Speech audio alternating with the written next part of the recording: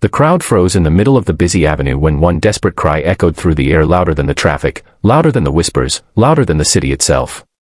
A billionaire, known across the country for his calm authority, stood trembling as he stared at the glowing ruby pendant hanging from the neck of a ragged homeless stranger.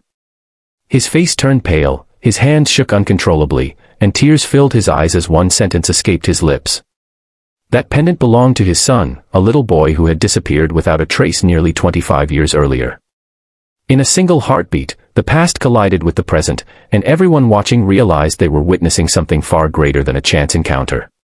Before we continue, if you believe that kindness, forgiveness, and second chances can truly change lives, please take a moment to like this video, leave a comment, share it with someone who needs hope today, and subscribe to the channel so you never miss another heart-touching story. For almost 25 years, billionaire Daniel Whitmore carried a wound that money could never heal. He owned luxury hotels, international shipping companies, and some of the tallest buildings in the country, yet every evening he returned to a mansion that felt painfully empty. His only son, 5-year-old Ethan, had disappeared during a crowded charity festival. Hundreds of police officers searched for months. Investigators followed thousands of leads across several countries. Private detectives were hired with unlimited budgets, but every trail ended in silence. Ethan had simply vanished. The only clue that remained was a custom ruby pendant Daniel had commissioned for his son's birthday, engraved with a tiny family crest hidden beneath the stone. That necklace had become a symbol of unbearable loss. The tragedy changed everyone in the Whitmore family. Daniel buried himself in work, believing success might distract him from grief. His wife Eleanor devoted herself to charitable foundations for missing children, hoping another family might find the miracle she never did. Years passed, fortunes grew, cities changed, but every birthday, every Christmas, and every family celebration reminded them that one chair remained forever empty. Across the city lived a woman named Sarah Collins, whose life could not have been more different. She was a volunteer nurse working with homeless outreach programs. Every morning before sunrise she packed backpacks filled with sandwiches, blankets, medicine, and clean clothes before walking through forgotten neighborhoods where society rarely looked. Sarah had witnessed addiction, hunger, loneliness, and despair, yet she never allowed herself to believe that anyone was beyond saving. She knew that behind every exhausted face existed a story waiting to be heard. Among the people she visited regularly was a quiet homeless man everyone called Michael. He rarely begged and almost never spoke about his past. His clothes were torn, his beard untrimmed, and his eyes carried the sadness of someone who had survived far too much. Around his neck hung an old ruby pendant that he guarded more carefully than the small backpack containing all his possessions. Even while sleeping, his hand rested protectively over the necklace. Whenever anyone asked about it, Michael simply smiled with quiet confusion, as though the pendant was the only memory his broken mind refused to surrender. One afternoon Sarah convinced Michael to accept fresh clothes before taking him toward a nearby shelter. Their walk happened to cross the luxury shopping district where Daniel Whitmore was leaving an important business meeting. Neither of them expected history to stop them in the middle of the sidewalk. Daniel noticed the ruby flashing beneath Michael's worn jacket. Time seemed to slow. Every detail matched perfectly. The unusual cut of the gemstone. The handcrafted silver frame. The tiny scratch near the edge that Ethan had accidentally made while playing years earlier.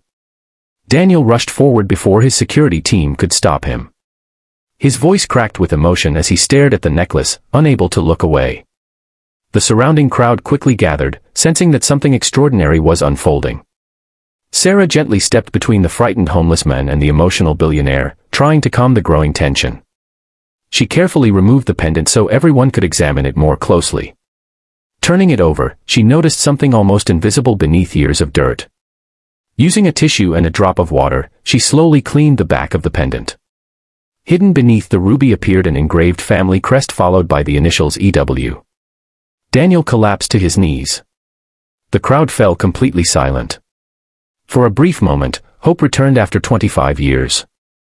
But Sarah wasn't ready to believe that miracles were always simple. She noticed something strange about Michael's reaction. He looked at the pendant with affection but showed no recognition when Daniel mentioned Ethan's name. Instead of emotion, there was only confusion. Years of working with vulnerable patients had taught Sarah to notice subtle signs others ignored. Michael wasn't hiding something. He genuinely couldn't remember. She persuaded Daniel to postpone his assumptions until doctors could perform careful medical evaluations. Although desperate to believe he had found his son, Daniel agreed. Michael was taken to a private hospital where neurologists discovered evidence of severe brain trauma suffered decades earlier. The injuries explained his fragmented memory. He remembered kindness shown by strangers, random places, and flashes of childhood, but almost nothing connected into a complete life story. During the following weeks, Sarah visited every day. Rather than asking endless questions about the past, she focused on helping Michael rebuild confidence in the present. She encouraged him through therapy sessions, celebrated every recovered memory, and reminded him that his worth did not depend on who he had once been. Eventually another memory surfaced. Michael remembered a terrible highway accident involving a burning vehicle many years earlier. He remembered seeing a frightened little boy wandering near the roadside after the crash. The child wore the ruby pendant.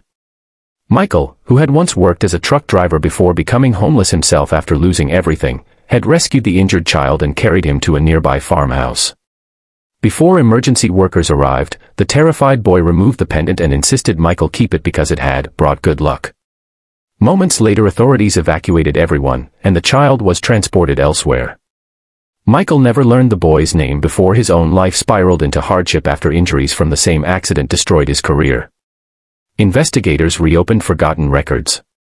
The shocking discovery changed everything.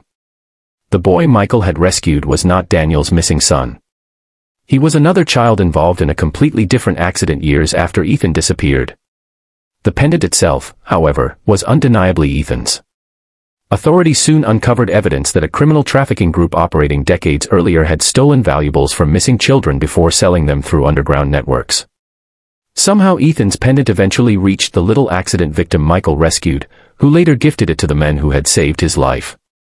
Although the necklace did not bring Daniel directly to his son, it reopened the investigation with evidence no one had ever possessed. More importantly, Daniel realized something even greater. The men standing before him had unknowingly risked his own life to save another frightened child while expecting nothing in return. Daniel refused to let Michael return to the streets. He arranged medical treatment, safe housing, therapy, and meaningful employment through one of his charitable foundations. Sarah accepted a leadership position overseeing expanded outreach programs funded entirely by Daniel's family foundation, allowing thousands more homeless individuals to receive healthcare, counseling, and second chances. Months later, during the opening of a new community shelter, Michael stood proudly wearing clean clothes instead of torn ones. Around his neck still hung the ruby pendant, not as proof of wealth, but as a reminder that compassion often travels through countless lives before revealing its purpose. Daniel still searched for Ethan, never abandoning hope. Yet he often admitted that the pendant had already reunited him with something he thought grief had stolen forever, his faith in humanity. If this story touched your heart, please like this video, share it with your family and friends, and subscribe to the channel. Your support helps us continue sharing powerful stories of kindness, hope, and second chances with the world. Before this story ends, tell us in the comments, do you believe one small act of kindness can change someone's life forever? We'd truly love to read your thoughts. As the sun set behind the city skyline, three people from completely different worlds stood together, not connected by money, status, or success, but by compassion. The ruby pendant had never been the greatest treasure. The greatest treasure was the reminder that even after decades of heartbreak, kindness still finds a way to bring broken hearts together, proving that hope is never truly lost for those who refuse to stop believing.